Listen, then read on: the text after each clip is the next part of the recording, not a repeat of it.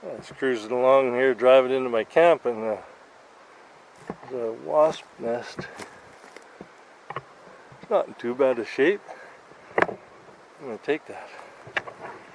Decorate my tent with that thing.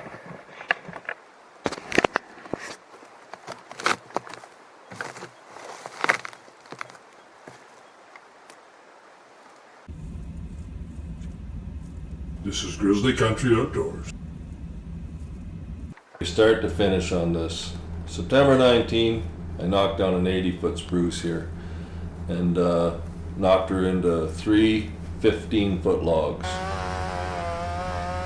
I'm milling the logs into 2-inch thick planks. I want a real solid floor. Job well done. Taking a little break here after like 3 hours of milling.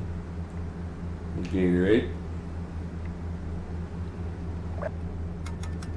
And every now and then you gotta improvise a bit when you're moving heavy wood. A little tripod there and the come along. Once I had everything milled, I used my rhino to winch all those big planks up out of the bush. Load them all on my 16-foot trailer. I'm gonna head back into Whitecourt, and tomorrow I will start truing up the edges. So I had to start here by, I had to explain something to my wife here, but I had to true up one edge first.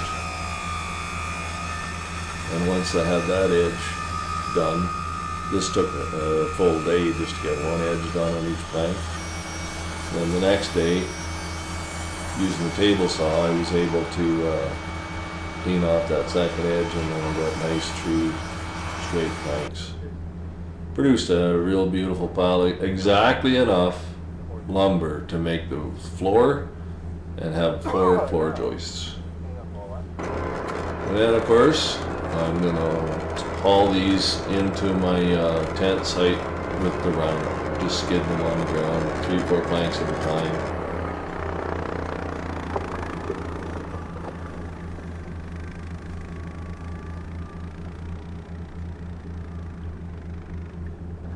And then I cut 3 fire blackened pieces of timber for support beams underneath the floor joists.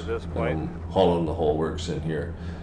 Now at this point I've got the posts in place, and I'm putting joists on them to try to check out the level, and I find I get a little bit of a high spot, so I got to get this garden and landscaping kind of tool here and dig a little trench on the center post. It had a little high spot. So I just chopped out just enough dirt for that post to set in there. It actually leveled up pretty quick. Take a real quick check on my dimensions. She's looking good.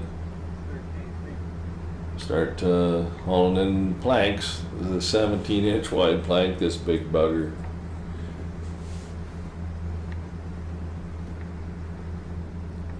And lay the screws right to her. I'm running a 3.5-inch deck screw.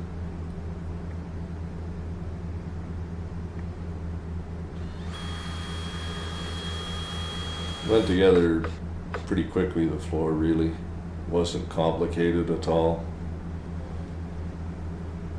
And before you know it, floor's done. That's the last screw in the floor. Thank you. So here I've got my tent poles and my socket kit. I've got an internal tent frame I'm going to put together. So you basically, here I got to explain that I have every piece labeled: rafters, legs, ridge poles. You basically just start laying out the sockets and fitting in the, the different pieces in the ridge poles there I'm doing. Now those are rafters, and the tent frame, she's starting to come together pretty quick. It goes together easy.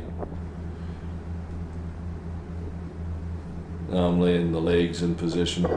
Once you have that top frame done, then the next thing you're going to do is you're going to drag in the canvas, start laying her on there. When you get the roof, you've got to make sure you remember to roll up the flap for the stove hole and tie that thing off. Before you know it, you got the whole canvas draped on there, and now the next thing, you're going to crawl in under there and you're going to start putting the legs in and just pushing her all up. It's a bit of the first bit, getting the legs, you're dinking around a little bit, but before you know it, the whole tent is starting to stand, and a little easier if you had another person helping you, but of course I'm a do-it-yourselfer. And That was easy.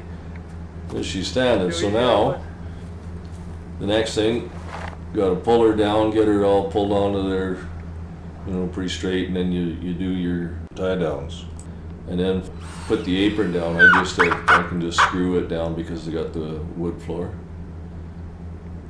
Set the old barrel stove in there, get the pipe on her.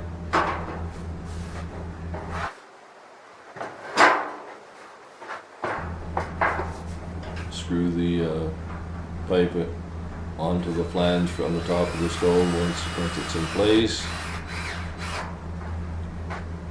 I always take and I put about 1.5 inches of sand in the bottom of the barrel stove. I think it helps insulate and prevent the bottom from burning out. And all of a sudden, she's nighttime. We celebrate a job well done here with a scotch. The next day I went and I bucked up a big dead dry spruce, a pretty nice pile of firewood there and kindling all ready to go. There's your privy. Roll of toilet paper always there. Nice little hole dug below it. We'll bury the evidence. And the last little bit there, I put this big silver tarp over the roof. It's just extra insulation. It helps. It's going to help if you get heavy rain or snow. And just looking at here, this is that close-up look at one of the sockets that the tent frame goes together. Those things are great. The back window. This is according to the manufacturer, what makes this a deluxe wall tent. The truth is, I almost never have this window open. One memorable time when I sort of tried to burn the tent down, woke up in the middle of the night with the wood pile on fire. Had to open her that night to clear the smoke. But otherwise, I don't have the window open a heck of a lot. And the funny story of this, I bought this tent way back like 1990 from Northwest Tent and Awning. Today it's called Campers Village in Edmonton. And they had a sale advertised that year on tents, wall tents. They had the regular tent. I couldn't begin to remember the price. And then the deluxe tents. So I went in there, I wanted to get the regular tent, and they were sold out of them. Northwest Tent and Awning gave me this deluxe tent for the price of the regular. Pretty good deal, really. But I've had this old jewel since 1990. Never leaked. There's patch marks on the roof there. There for where ashes, burnt a little hole. And earlier there today I put that silver tarp on the tent.